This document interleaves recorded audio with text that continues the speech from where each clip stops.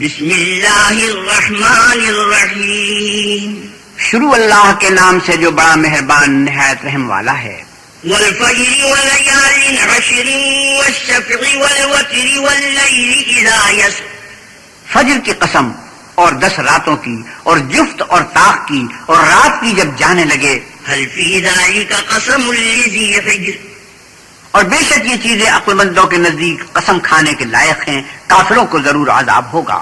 ألم تر كيف فعل ربك بعاد إرم ذات العماد التي لم يخلق مثلها في البلاد، کیا تم نے نہیں دیکھا کہ تمہارے پروردگار نے عاد کے ساتھ کیا کیا جو ارم کہلاتے تھے، اتنے دراز قد کہ تمام ملک میں ایسے پیدا نہیں ہوئے تھے۔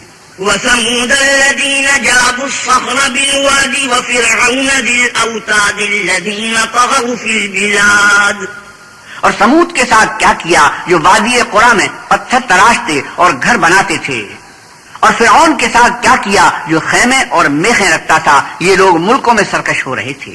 فأكثروا فيها الفساد فصب عليهم ربك صوت عذاب إن ربك لبالمرصاد، اور ان میں بہت سی خرابیاں کرتے تھے تو تمہارے پروردگار نے ان پر عذاب کا کوڑا نازل کیا، بے شک تمہارا پروردگار طاق میں ہے۔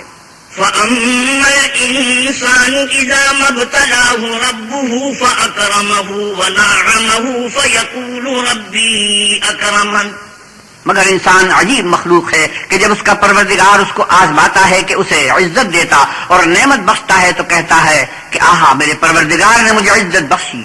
وأما إذا ما ابتلاه فقدر عليه رزقه فيقول ربي أهانن، اور جب دوسری طرح آزماتا ہے کہ اس پر روزی تنگ کر دیتا ہے تو کہتا ہے کہ ہائے میرے پروردگار نے مجھے ذلیل کیا۔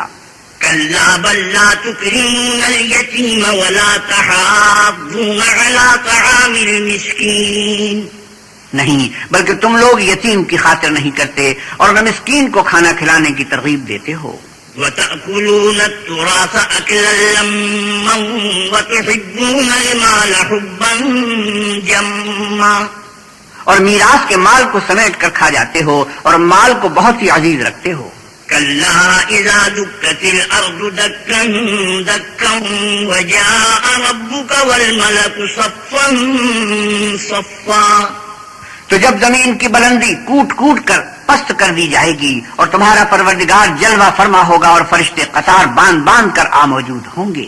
وجيء يومئذ بجهنم يومئذ يتذكر الإنسان وأنى له الذكرى، اور دوزخ اس دن حاضر کی جائے گی تو انسان اس دن متنبہ ہوگا، مگر اب انتباہ سے اسے فائدہ کہاں مل سکے گا۔ يقول يا ليتني قدمت لحياتي، کہے گا کاش میں نے اپنی زندگی جاودانی کے لیے کچھ آگے بھیجا ہوتا۔ فيومئذ لا يعذب عذابه أحد ولا يوثق وثاقه أحد، تو اس دن نہ کوئی اللہ کے عذاب کی طرح کا کسی کو عذاب دے گا اور نہ کوئی ویسا جکڑنا جکڑے گا۔